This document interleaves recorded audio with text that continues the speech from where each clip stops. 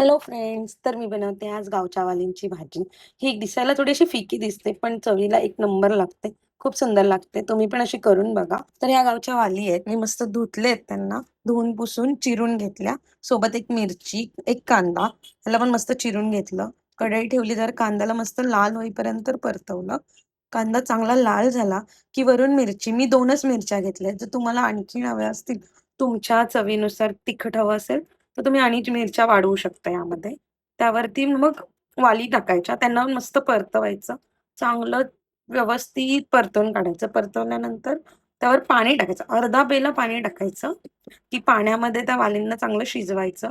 मग वरून प्लेट ठेवायची. प्लेटीवर पण पाणी टाकायचं, की त्याला 10 मिनिटं वाफ काढायची. म्हणजे वाफवू द्यायचं.